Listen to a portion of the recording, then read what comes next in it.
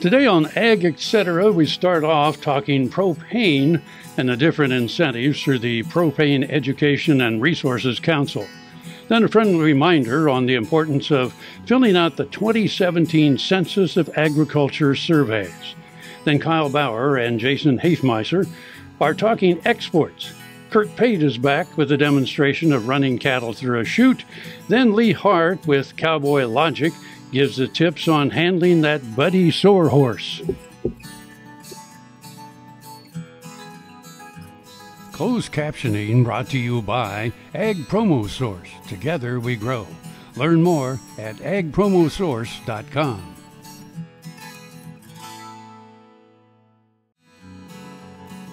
This segment brought to you by Kansas Regenerative Medicine.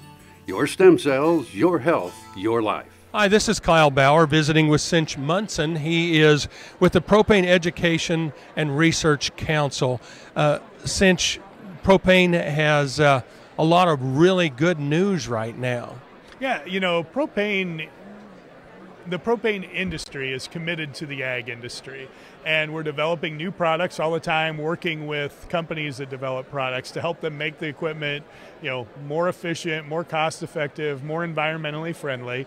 And propane supply continues to grow, so the cost of propane is good. You know, it's just a really good situation. The environmental friendliness of the fuel, the cost of the fuel, the quality of the equipment, all comes together to make a really good combination of products and energy for ag producers. You've ran incentive programs over the years to coax producers into buying those engines and consumers of propane. Yeah, we have incentive programs for the last 5 years, and it continues to be there for you know, up to $5,000 towards the purchase of equipment, whether we're talking irrigation engines, some grain dryer incentives, building heat, water heat, power generation, you know, all incentives available towards the purchase of equipment. And in a lot of cases, propane equipment already costs less than products fueled by competing fuels, and costs less to operate. But that incentive helps make just makes that decision a little bit easier. And as an industry, we get some information back from participants that help us, you know, refine the product development process even more, so that future products are even more efficient and more reliable. And you know, I think we're already hitting pretty well on both of those.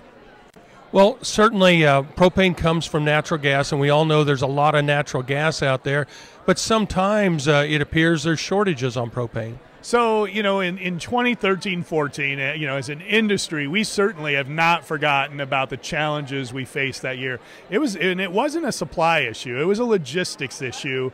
And, you know, there was a lot of use in some pockets. We had some things happen with the pipeline and rail, and some things that caused some issues getting propane to where it was needed. As an industry, we took that situation very seriously and have worked hard since that time to address that. We keep a very keen eye on the supply and the logistics situation. We've increased storage, both you know, secondary storage, so the storage that the industry has around the country. We work to increase tertiary storage, so that storage in place at consumer sites. But every year going into the fall and the winter, I always encourage our customers, talk to your propane supplier, let them know what your demands may be, you know, consider filling early, you know, just it's a partnership, and we look at the ag industry and rural customers as, you know, a very important customer, and for those operations, a partner of our business. So you know, it's a two-way street. We encourage people to fill early and talk to their suppliers. Hello friends, I'm Ernie Rodina. And I'm Dawn Dawson with the Better Horses Radio Show. For over 9 years, we've been bringing the Better Horses Radio Show to markets all across the Midwest. We talk about God, lots about horses. We talk about cows, we talk about horse health, we talk to top trainers, and we even talk about Roy Rogers. We're having a blast with Better Horses Radio Show and would love to take it to a market near you. So visit our website at betterhorsesradio.com and let us or your local radio station know you'd like to hear it in your area. The Better Horses Radio Show is unbelievable. Valley Vet Supply is devoted to providing information and professional quality products at reasonable prices. ValleyVet.com, ValleyVet.com, Valley Vet Supply. Soil is the life of a farm, and for 25 years, SureCrop Liquid Crop Nutrition has helped growers produce abundant quality crops while preserving and improving the soils they steward. SureCrop offers complete soil and plant analysis with cropping recommendations, delivery direct to your on-farm storage, and quality crop nutrition custom blended for your field. Choose SureCrop for the assurance of excellence for your soil. Call today or visit their website for more information. Ag Promo Source is a unique group of marketing specialists with one mission: help your ag business grow. Each affiliate has their own area of expertise, and they work together to bring you advice, products, and services. To get started, visit agpromosource.com. Ag Promo Source. Together we grow. This segment brought to you by Kansas Wheat. Learn more at rediscoverwheat.org. Hi, this is Kyle Bauer visiting with Barbara Rader. She's the Director of National Agricultural Statistics. Barbara, you have a census that you are in right now and will end, or very soon, and will end in February. Tell me about that. Sure. We've spent the last couple of years planning. Actually, the Census of Agriculture is conducted every 5 years by the U.S. Department of Agriculture's National Agricultural Statistics Service. And in about 14 days, we will be mailing out census forms to over 2 million farmers and ranchers across the country. You know, it takes quite a while to fill that out. Why should anybody go to that trouble? It is really the one opportunity that farmers and ranchers have their chance to provide a picture of what's going on in agriculture. In fact, as I mentioned, the census is done every 5 years. So we're going to be able to see what's changed in the last 5 years and inform decisions moving forward that impact agriculture. So the information I send in, is it confidential? Absolutely. It's protected by law. But yet, as a group, there's a lot of different people that use that data. Yes, it is. In fact, there's many uses for the Census of Agriculture. It's not just restricted to government and policymakers. It's data that's used by anyone that's wanting to set up, let's say, a feed store in their community. Somebody that's wanting to see, in a dairy area, whether we need more roads. It's just so many things. It's whether we need broadband in the community. It's just amazing the information that's available and the fact that it touches each and every farmer, not just those that are making decisions that impact them. Well, as we look at that also, it really is the law that people have to fill out the census. Yes, it is. But it really is so important because of the vitality of rural areas to have it filled out. Exactly. So there are laws in place for the Census of Agriculture because of its importance. And so that's the same law that protects all of the information that's provided to us as NAS employees. We're visiting with Barbara Rader. She is the Director of the National Agricultural Statistics Service. All over the country, more and more communities are making the change to biodiesel made from U.S. soybean oil, and the decision continues improving the health and welfare for millions of Americans while adding billions to our national economy.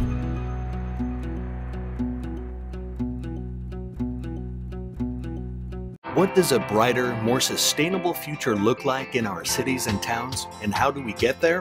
When New York needed an alternative fuel source to reduce carbon emissions, the city found what it needed in biodiesel made from U.S. soybean oil.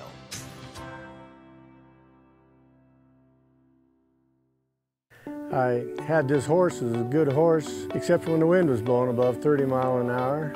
Wind was blowing about 35, 40, and I saddled him up, rode him out to the end of the lane, and I thought, well, he's doing pretty good. And about 6 jumps later, I was laying on the ground and thinking, boy, my shoulders sure hurt. I kept waiting, and it didn't get better, and so I went to an orthopedic surgeon, and that showed that I had torn rotator cuff. And said, well, I have to do surgery. I thought, I farm and ranch by myself. This is not going to work out very well. I'd been sleeping in my recliner for about 2.5 years because it hurt too much to sleep in bed on my side. I'd heard about Kansas Regenerative Medicine Center on the radio. Gotten down there at 8 o'clock in the morning, and by 11:30 the procedure was all over. They just took some fat out of my side here and spun that down for about 45 minutes and then injected it in my shoulders, and I was on my way. It's something you don't hear about, but I thought it was worth a try, and I'm really pleased. It's really worked out well for me. The Kansas Wheat Innovation Center in Manhattan is rediscovering ways to get improved varieties and new genetics in the hands of farmers faster. Grower-led and checkoff-funded research initiatives are bringing about positive change. This grassroots leadership provides a strong voice in Topeka and Washington, D.C. Now is the time to partner with Kansas Wheat in moving wheat forward. Kansas Wheat Commission and Kansas Association of Wheat Growers. Farmers investing in their future and yours. Log on to rediscoverwheat.org. This segment brought to you by Sure Crop, liquid crop nutrition delivered right to your farm. Hi, this is Kyle Bauer visiting with Jason Hafemeiser. He is the counsel to the Secretary on foreign trade issues. Is that fair? That's exactly right. And let's talk about foreign trade. Of course, when it comes to agriculture, it means everything to agriculture. How are we doing on that worldwide? We're doing well. U.S. agriculture continues to find markets overseas. Exports are probably going to reach their third highest level ever this year. So we continue to find good customers overseas. Our challenge is to keep those markets open and then to find new ones for our producers. So we recognize the importance of trade to U.S. agriculture. With $140 billion of exports last year, that's a considerable share of total farm income. Maybe 25% of farm income comes from trade. For some crops, it's even higher. Half of our soybeans, half of our wheat, half of our rice is exported. 80% of our cotton, 80% of our tree nuts go overseas. 20% of livestock products. If those products are not finding markets overseas, they would overhang our market, drive down prices, big problems for our farmers. Are there new opportunities that loom out there on the edge for us? Yes, there are. We're particularly interested in what's going on in Asia. That's where a lot of the world's population is, a lot of economic growth. So we have a lot of people, we have more money in their pockets, and also we're very competitive. There's a lot of, we can deliver U.S. row crops, livestock products, fruits and vegetables into Asia that outcompete their producers, so we think there's sales opportunities. There's challenges, though, to selling into those markets.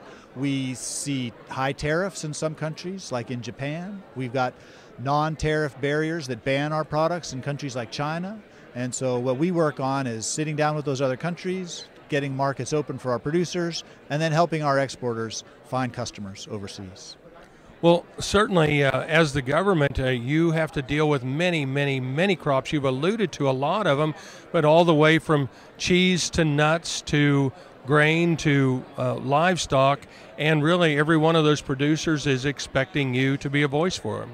That's right. We represent the whole spectrum. The good thing is U.S. agriculture is competitive across the board. Nearly every U.S. product grown in our country is exported to some degree. And even products that we import, say fruits and vegetables, fancy cheeses, foreign wines, those are niche products in our market. So we're competitive. We know that when we push for trade, we're pushing for all of agriculture. We're visiting with Jason Hafemeiser. He is with the United States Department of Trade and the United States Department of Agriculture. Tarwater Farm and Home has been family-owned and operated since its beginning in 1978.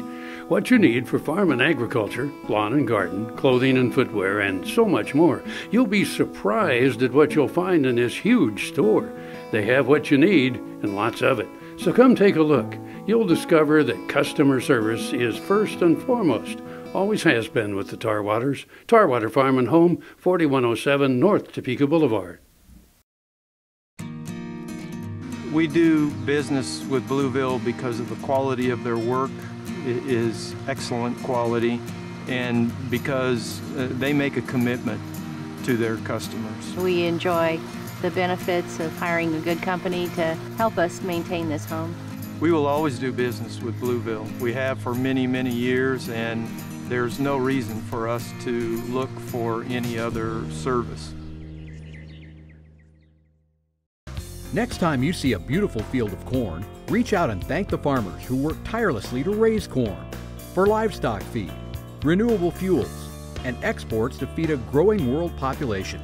The farmers on the Kansas Corn Commission work for Kansas Corn with grower-funded checkoff dollars that support foreign and domestic market development, research, promotion, and education to expand opportunities for Kansas farmers. To learn more, visit kscorn.com. Grain sorghum is one of the most important cereal crops worldwide, and Kansas leads the nation in its production. Over the years, sorghum has been either exported, used in animal feed domestically, or for other industrial uses. Recently, its use in the ethanol market has seen tremendous growth, with 30% of domestic sorghum typically going to ethanol production. Kansas Grain Sorghum is committed to sorghum research, market development, and education. Learn more at ksgrainsorghum.org. This segment brought to you by Kansas Corn. Learn more at kscorn.com. Before you go to get cattle, you've got to know how many cattle your chute system will use properly. This has a real short lead up, so I can't bring any more than 3 of the size of cattle that we have for this job. The minimum amount of help you can use to get the cattle to flow through is better. The more help you have, the more distractions, the more different pressures, but you have to have enough help to get the job done as well. So we'll get 3 animals, bring them through, make sure that works good, and we'll go from there. As I walk back to get these 3, I'm going to walk pretty fast. I know there's a real good saying that I think is appropriate for the beef industry. Be quick, but don't hurry. Now, as I get to the heifers, I'm going to slow it down enough where I don't spook them. And as I get this gate open with the flow of cattle, I'm going to step out in behind here and I'm going to bring 3 head by me. Now, I'll try not to crowd them into this corner too much. And I'll get 3 started here. When they all kind of look and want to go, I'll just go with this 3 and I'll walk them right up this alley. Now, when I walk them up this alley, I want to kind of get them moving pretty good. So I'll go back and forth across here and I'll try to get them, if they trot up, when they speed up, I speed up. And I want these cattle to flow right through here pretty good. Now, I'll stop and get this gate here, but I'm going to keep my mind on the cattle as I go with my gate. Right here, I'm going to try to pick this animal up on her left eye. I'll bring my sweep around.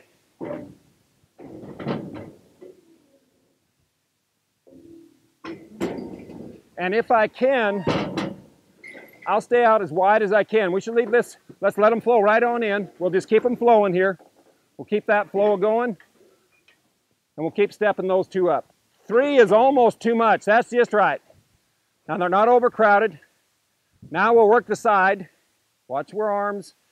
We'll work these cattle in there. We'll move their, we'll do just enough to get them step up into that chute. Very good. As soon as she leaves, we want to have another one coming in right there. Good.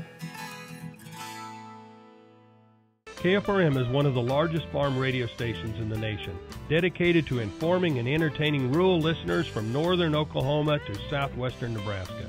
You can catch KFRM in many ways, of course, 550 on the AM dial, streaming at kfrm.com, or on your smartphone by going to the TuneIn Radio app, or on Ag AM in Kansas on Tuesdays and Facebook every day of the week.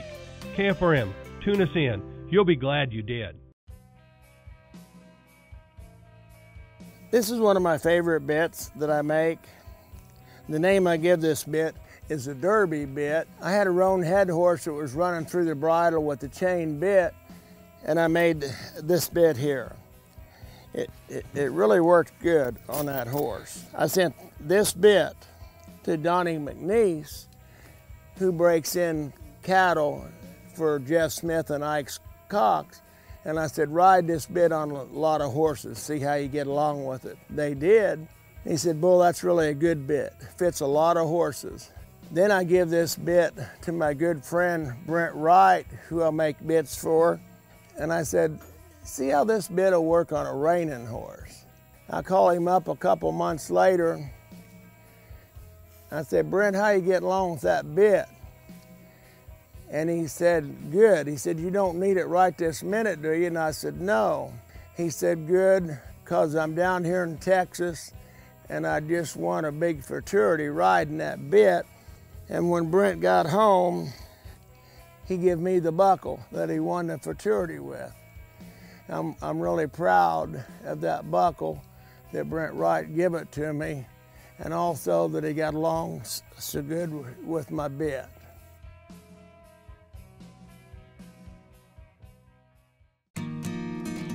We do business with Blueville because of the quality of their work.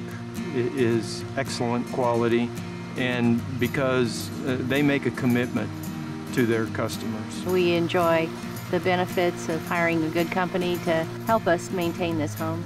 We will always do business with Blueville. We have for many, many years, and there's no reason for us to look for any other service. This segment brought to you by Kansas Soybean Commission. Progress powered by Kansas farmers.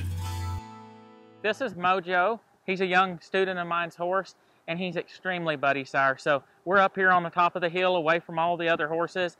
What I expect when I start moving him here is I expect him to start talking and really focusing more on what's going on at the barn than what I'm asking him to do. And through redirection, I'm going to help this horse come back to me and get focused. I may have to disengage his hip a little bit. I may have to ask his shoulders to step through. But through those different processes, I'm going to help get this horse focused. We're going to do the same thing we were doing earlier on Cherokee, just working right here on this bridge. When this horse's head comes up and both ears go forward, I'm going to call that he's not paying attention to me at that stage, and I'm going to redirect right then, and I'm going to try and keep him where he starts looking to me for leadership instead of looking to the other horses. So we're going to get started here. I'm just going to walk him off. I'm going to really be watching for his expression. Go ahead and ask him to trot. We're going to work around this bridge. Right there, he kind of left me. I'm just going to redirect him. He's kind of pushing. Anytime I feel this horse getting out from between my legs, which means he's pushing somewhere I'm not asking him to go, at this stage I'm going to redirect. Like right now, he's pushing toward the outside. So I'm just going to redirect him. Right rein, left leg there. I'm going to move him off. I'm going to come around here. I'm going to ask him just kind of move straight down this bridge here. If I feel him, that was really nice. He's going to go faster than what I want, so I'm just going to disengage the hip here, push it around. And that's just kind of a halfway effort. There, that's better. Now I'm just going to release and let him walk out from there. I'm just going to work on. Kind of watch his horse's ears. They're staying back. He's starting to really think about me instead of about everything else. As I turned him and come back here, he kind of got his ears up. That head came up. I'm just going to redirect. What happens when a horse gets fearful of something, they'll usually flee. And when they flee, they'll go to a point where they feel safe. And then they'll turn back to it and they'll re-inspect it. Well, we need to remember that as riders and leaders for our horses. Instead of holding them in a place where they're fearful, we need to allow them to create that space. When they create that space, then move back forward. But before we lose their attention and the drive of that hip, we need to redirect them away and gradually keep working our way there. Through approach and retreat, you'll start getting that horse confident in new environments very, very quick. But once again, if I had this horse and he was really, really bothered by something, and he was in a high anxiety state, if I went to trying to just hold him or beg him to stand still, he wouldn't come to me nearly as fast. And in fact, it might be like I was lighting a piece of dynamite. He may really leave me, because when they get in that anxiety state, what they are asking us for is for us to step up and to be the leader. The last thing any horse wants to do is be the leader. So anytime you get on your horse's back, always ask yourself, what is my horse's mental state today? What does he need from me? And when things aren't going right, remember, he woke up this morning, he wanted to eat, and he wanted to drink. Mother Nature wired those two things into him. He didn't wake up and say, I hope you come out and ride me. It's our responsibility to our horse, when we get on them, to be a leader and to help them through their emotions. Closed captioning brought to you by Ag Promo Source. Together we grow. Learn more at agpromosource.com.